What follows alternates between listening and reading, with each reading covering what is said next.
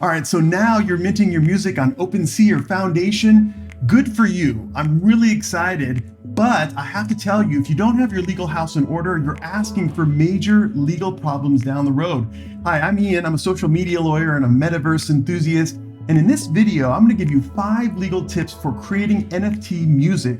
I'm also going to give you some free legal language that you can use when you sell your music NFTs. All right, let's get to it. Like I said at the beginning, I am so glad that you have decided to mint your music as an NFT. It's huge right now. People are making lots of money selling music NFTs, and the best part is you music artists get the ability to claim commissions. So each time you sell your music NFT, you're going to be making 5-10% on each sale in perpetuity. You're going to have more control over your art. One of the other great things is that when you sell music NFTs, you can build into them unlockables. So let's say you sell your latest NFT song, you can include merch that's sent to the person who buys it. You can include them in a club. Let's say it's on Facebook or Discord. You can have them access advanced ticket sales. The sky's the limit. There are so many benefits to music artists converting their music into NFTs. And I like this fact that a lot of music artists are including in their music NFTs stems. So not only is there going to be a separate audio track or a drum track or bass track, but the person who buys the music NFT is going to be able to use those tracks, those stems, however they want to remix the music, make it even better than as originally published. So there are a lot of benefits to making your music a music NFT. But I have to say, as a social media lawyer, I have to warn you that there's a lot of legal dangers too, that if you don't take care of when you initially mint your music NFT, you're going to have problems. You may get sued for copyright infringement, trademark infringement, sued bad. Take these steps now so that you don't have these problems in the future. So let's get right to the legal tips I have for all you music minters out there. Tip number 1 is to mint only the music you're allowed to mint. What do I mean by that? Well, a lot of artists include in their minted NFT music that was created by other people. And you have to make sure that if you're going to incorporate art, music in this case, into your music NFT, you have to make sure that you have permission from the original artist of that music or that audio clip.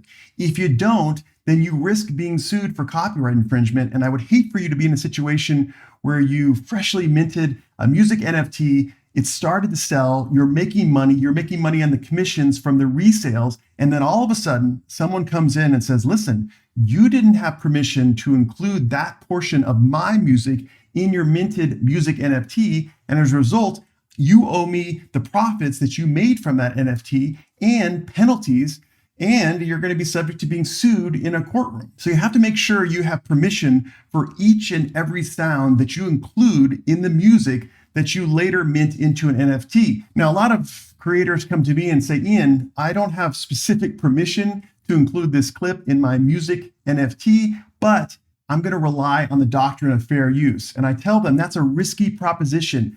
Fair use is a legal doctrine that's usually decided by a judge, sometimes portions by a jury, and it's hard to rely on. It's a very subjective measurement. So if you rely on fair use to include audio clips or music in your minted music NFT, it's a risky proposition. It could be that a judge later on in time says, yes, you are within your right to include this clip in your minted NFT. However, it could very well be the case that a judge later on would say, no, that wasn't sufficient fair use. And as a result, your song is copyright infringement and you owe damages. So I'd hate for you to get in a situation where you've minted your music NFT and you have problems with the underlying audio clips in it. So solve that problem by getting written permission from anybody who's created music that you're including in your music NFT. Shouldn't have a problem then. The second portion of tip number 1 is to make sure that you're not violating any record contract or other contract by minting your music NFT. What do I mean by this? Well, a lot of music artists out there have record contracts, and often in these record contracts, there are copyright provisions. And what those say is that the music developer, the music company, the record label, it has the copyrights to the music you create for the label. So if later on in time you mint your music NFT using music you've already created for a record label, the record label could come back at you later on and say, listen, You violated our contract, you violated our copyrights, and you owe us big bucks. So you don't want to do that. What you want to do is make sure you understand your record contract or any contract you have with a music developer so that you will not be violating that contract by minting your new music NFT. And many of these record contracts have re-recording restrictions. What do I mean by that? A lot of these contracts have a clause in it which says you cannot re-record the music you made for the record company for between oftentimes 3 to 5 years. So we were just seeing that issue with Taylor Swift, who recently came out with her version of Red.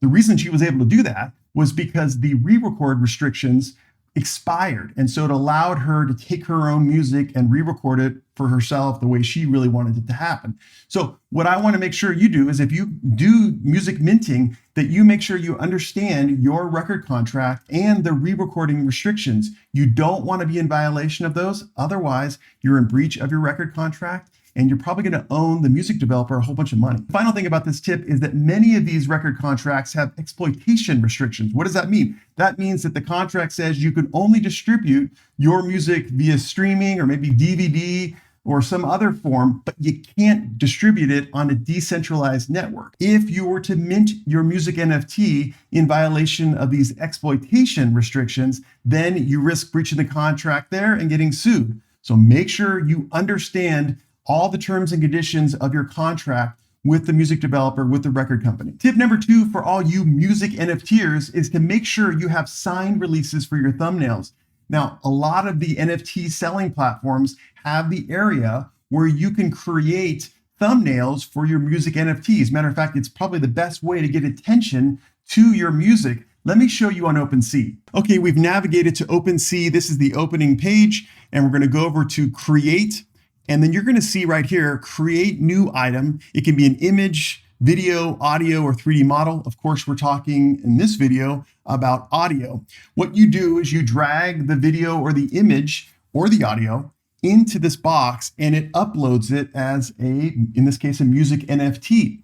Now, the best way to get attention to your NFTs is to have a cool image or a cool video that can appear as a thumbnail when people are scrolling through OpenSea.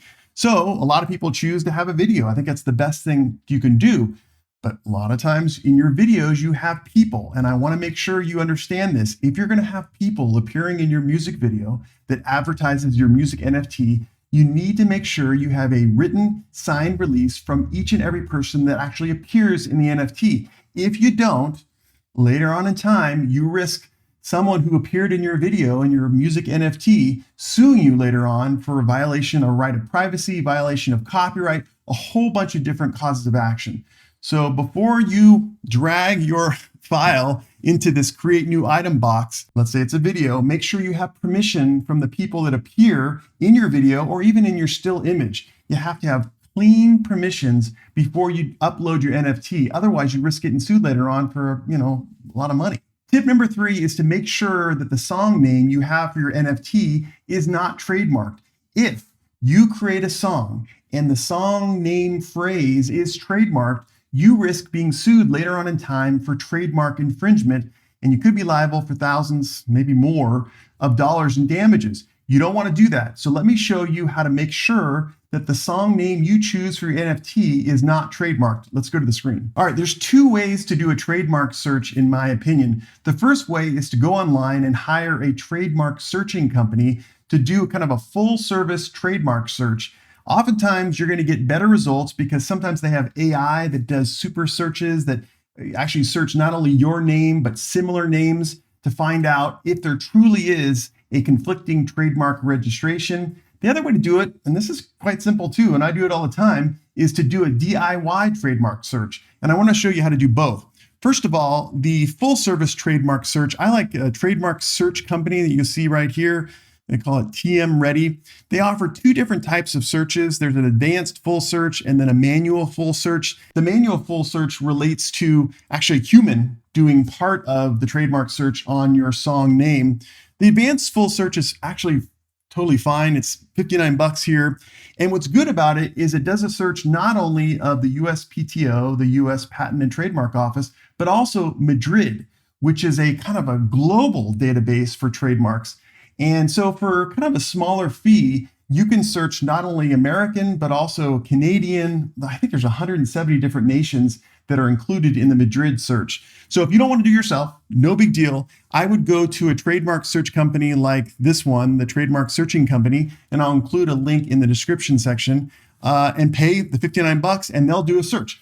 If it comes back that your song name has been trademarked, well, then it doesn't necessarily mean you're going to be liable for trademark infringement, but it does mean that there is a risk, and you may want to tweak the song name so that there is no risk of a later on trademark lawsuit. All right, the other way to do it is to do a DIY trademark search. I have here the uspto.gov. I'll include this as a link in the description section. I like to do this all the time. I go over to trademarks. I click on searching trademarks right there. And then I go over to search our trademark. Okay, so you just come over here to basic word mark search, and you don't have to be registered with the USPTO to do this search. It's free to the public across the world. And you type in the name of your song. So I'm going to type in, "This is the beginning." Okay, and I'm going to push return there. And it gives you a list of things that maybe are similar to the name of your song. So this one says "Road Trip to San Francisco," "Maternella," "Yoga Slackers," "Yoga Girls."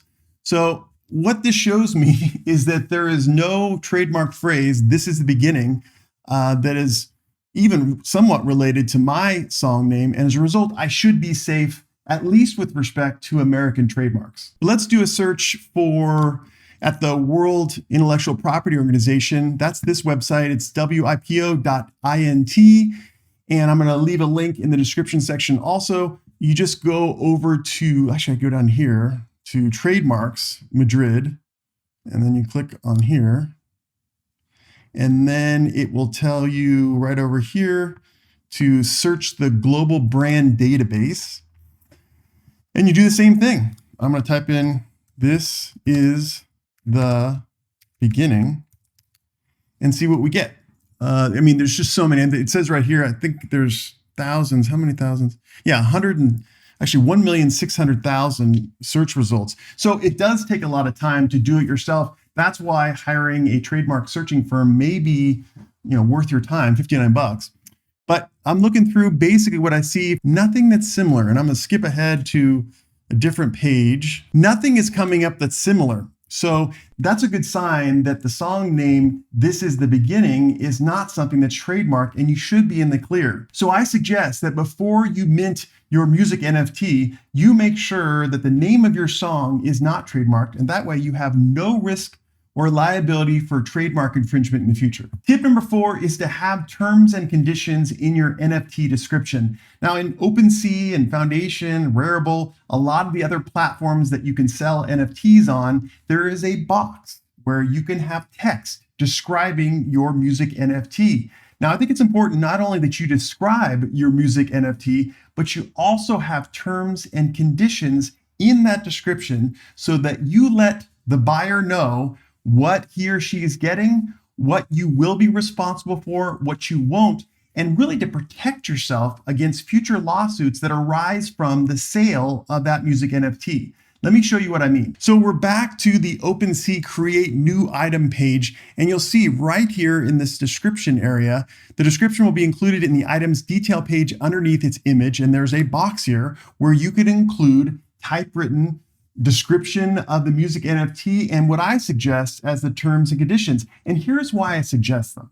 Because there's lots of bad things that can happen in a sales transaction with a music NFT. First of all, the buyer could later on say, "Listen, you committed fraud. You promised that I could flip this NFT for a lot of money, and I couldn't. I lost money on this NFT, and it actually wasn't worth anything later on in time." Tons and tons of music NFTs out there that are not worth a whole lot. Well, you want to guard yourself against that allegation. So what you need in your NFT description box is a clause which says that you do not guarantee the results when you sell this NFT, you're going to make any money. Buying this NFT is at your own risk. There's another risk. A buyer down the line could say that he or she lost money as a result of transferring or selling your NFT. You want to guard against this risk. You want to put in this description section the legal language which says that I am not, as the seller, going to indemnify any buyer, whether it be the first buyer or whether it be the 10th buyer, for any damages that are caused as a result of the sale or transfer of this music NFT. If you don't have this language, it could be later on the time.